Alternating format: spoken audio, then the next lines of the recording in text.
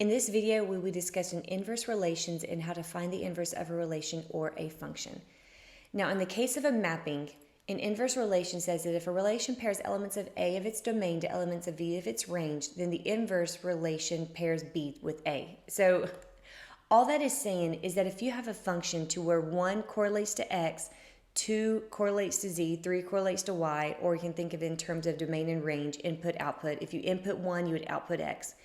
Then the inverse, denoted by f to the negative 1, be careful, side note, f to the negative 1 is not the same thing as 1 over f.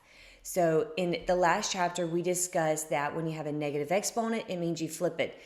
Unfortunately, inverse is not that. So when you see a function raised to the negative 1, it actually means the inverse. So the inverse would be the output of the original turns into the input. So X correlates to 1, Z to 2, and Y to 3. So in the case of, like, if it's a table, if you have a relation that is negative 7 to negative 12, negative 1 to negative 8, and so forth, then the inverse is they would actually switch places. The X becomes the Y value becomes the X value. In a graph, the same thing happens, which is kind of cool. So if you have a function that is negative 1, 0, then the new function would be 0, negative 1, which would be here. So that point on the graph, that coordinate point, would become that coordinate point. If you had 3, 1, then it would become 1, 3. So that coordinate point would become that coordinate point. 5, 3 would become 3, 5. So again, they basically just switch places. And then 6, negative 3 would become negative 3, 6. So that would switch places with that. So if you notice the function f of x equals x, it is called the identity function. So if you were to draw the line y equals x, then any coordinate points, whenever you find the inverses of them, they actually will flip over across that line. It's actually symmetric of the y equals x, which is very interesting. So in this case, if you had another function, like an entire function, then you would basically, it maps itself across the graph y equals x. Again, so for example, this is a coordinate point 0, 3, and enough to know that this is the coordinate point 3, 0. Same thing here. This is the coordinate point 4, 1, and so you could get 1, 4 would be its inverse. And so you actually, if you were to draw the line y equals x and you were to fold your paper over that line, this graph would flip over and become this graph. Domain and range does the same thing. So the domain of this is going to be all real numbers because it goes forever to the left and it goes forever to the right. The range, however, starts at this coordinate point and goes up from there. So the range is going to start at 3 because the range is the y values. It's going to start at 3 and it's going to go to infinity. So funny enough, the domain and range of the blue is the exact opposite. So this domain is going to be from 3 to infinity because it only goes to the right. It doesn't go to the left at all. And the range, it goes all the way up and it'll go all the way down, is going to be all real numbers. So the domains and ranges of a graph and its inverse are complete opposites. So you can also do an inverse function algebraically. So if a relation or function is described, you can interchange the x and y to get the inverse. So basically, here's what you do. Step 1, switch the x and y's. So if y equals 2x minus 8, then x equals 2y minus 8. Like literally, you are actually switching places. Where the y was, you put the x. Where the x was, you put the y. And now, solve for y. So to solve for y, I would need to first add I would need to first add 8, and I would get that equal to 2y. And then to solve for y, I would need to divide by 2. And so that is actually the inverse of the original function. You could written like that, or you could write it as x over 2 plus 4. Either one, they mean the same thing. But if you were to graph this and if you were to graph this, they would be completely symmetrical over the line y equals x. So to practice, I would like for you to find the inverse of this function. So you can either watch me do it, or you can pause it, attempt to try to do the problem yourself, and then hit resume to see the answer. So the first thing we do is we're going to swap. So instead of y, it's going to be x. Instead of x, it is going to be y. Now I need to solve for y. So in order to do that, I need to add 6 to both sides. So I'll get x plus 6 equals y to the 1/4. Now, in a past chapter, we discussed how to get rid of an exponent. You multiply by its reciprocal. So if I raise it to the 4th on both sides, then I will cancel it. So therefore, y equals x plus 6 to the 4th power. And you are done. And so the inverse of x to the 1/4 minus 6 is x plus 6 quantity raised to the 4th power. In this case, I would like for you to find the inverse of this function. First thing you do is you are going to switch places. So now to solve for y, you need to add 7. You cannot add 3 yet because it is inside an exponent. So we need to raise both of these to the 1/3 power, or basically take the cube root of both sides. You're doing the same thing. And you'll be left with x plus 7 raised to the 1/3 equals y minus 3. Now to solve for y, you would now add 3. So we get x plus 7 to the 1/3 plus 3 equals y. So that would be your answer.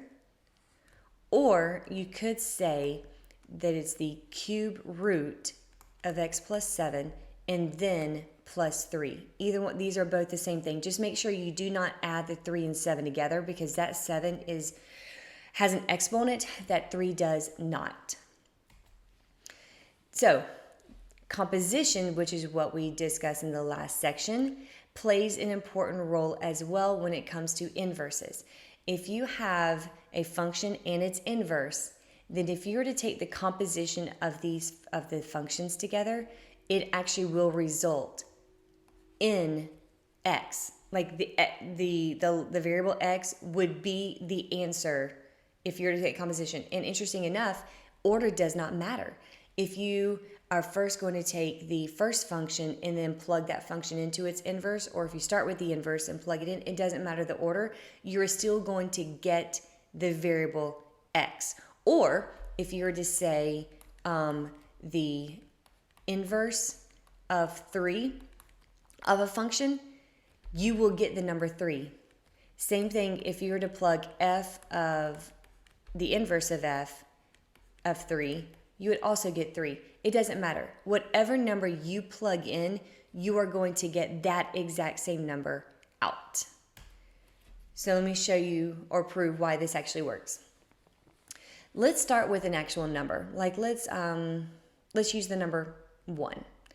If I want to know if these are inverses, therefore if I plug 1 into here, I will get 5. Now take 5 and plug it into here. Then you would have the square root of 5 minus 4, which is the square root of 1, which is 1. So I plugged 1 in at the beginning, and I got the number 1 out. So to prove it, we proved it with a number, but we're not going to prove it with multitudes of numbers. Let's go ahead and just use x. So what I'm going to do is I'm going to take this entire function and I'm going to put it into x. So I'm going to take the square root of x minus 4, but instead of x, I'm actually going to put in the function. And now I'm going to simplify. So I have the square root of x squared, because plus 4 and a minus 4 cancel. And the square root of x squared actually gives you the variable x. Now let's prove it works the other way. I'm going to take the entire function of this, of the square root, and place in here. So I will take x squared plus 4, but the x is going to be the entire function. So I'm going to plug in the entire function of that. Now, cool thing that happens, a square root and a square cancel each other, leaving you x minus 4, and then I'm going to bring down my plus 4. Minus 4 and plus 4 cancel, leaving you again with the variable x. So it does work, and it didn't matter which way we went, we still got our variable x out of it. Or again, we also did it by plugging in a number. We plugged a number into one of the functions and then took that output and plugged it into the next x, and again, we got the same number that we started with.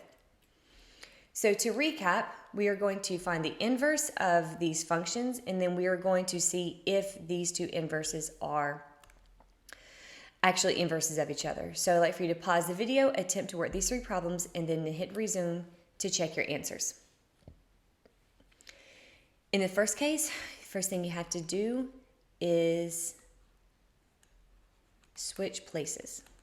And now we need to solve for y. In order to do that, we're going to subtract the number 1. And now, to get rid of a 5th root, we need to raise both sides to the 5th power, because that will cancel, and you'll be left with x minus 1 to the 5th equals y minus 2. And now last, to solve for y, you would just add 2. You would add 2 to both sides, and that would be your final answer. Again, be careful. Do not add 2 to that 1.